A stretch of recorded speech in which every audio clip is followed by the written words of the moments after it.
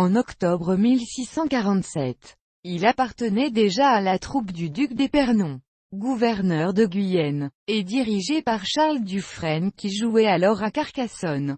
Cette troupe allait devenir quelque temps plus tard la troupe de la Béjart, puis enfin la troupe de Molière. C'était un jeune homme fort gros, et il le resta toute sa vie. Il se spécialisa dans les rôles de valet et, par son embonpoint, incarna dans les farces et les comédies un type de valet gros et gras, franc, posé, direct et sans façon, sorte de Sancho Panza raisonneur, que l'on désigna par Gros René. Molière en donna une description au début du Dépit amoureux par la bouche de Gros René qui se présente. Les gens de Montminois ne sont point accusés d'être, grâce à Dieu, ni fourbes ni rusés, s'annune, puis pour moi, je ne sais point tant de philosophie, ce que voient mes yeux.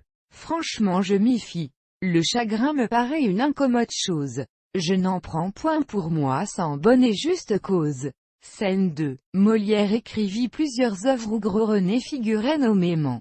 3 comédies, Le médecin volant, Le Dépit amoureux et Seganarelle. 2 farces, dont seuls les titres nous sont parvenus. Gros René, petit enfant et la jalousie du Gros René. Duparc suivit la troupe à Montpellier, Pézenas et Lyon, où il se maria le 23 février 1653 avec Marquise Thérèse de Gorla, elle-même comédienne de la troupe, qui prit dès lors le nom de théâtre de Mademoiselle Duparc. Molière, présent au mariage, signa au bas de l'acte.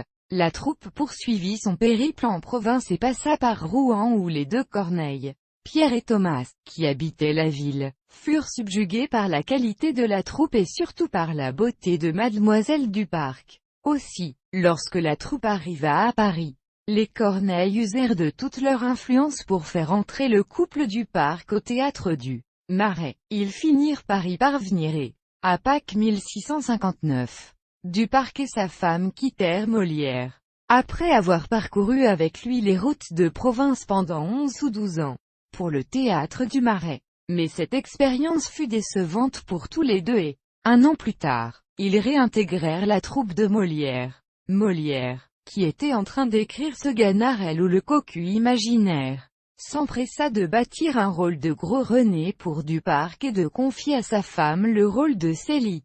Quelques mois plus tard, le contre-emploi de Duparc en prince de Léon dans Dom Garci de Navarre ou le prince jaloux, n'ayant pas été satisfaisant, Molière lui confia de nouveau un rôle de valet raisonneur, Ergaste, dans l'école des maris. Une exclamation de Seganarelle, qui manque d'être bousculée par Ergaste, montre que l'embonpoint de Duparc ne s'était pas réduit. Peste soit du gros bœuf, qui pour me faire choir se vient devant mes pas planté comme une perche. Acte 2 scène 2. Cet embonpoint contribua sans doute à son décès. À l'âge de 49 ans, on pense aujourd'hui qu'il était probablement diabétique.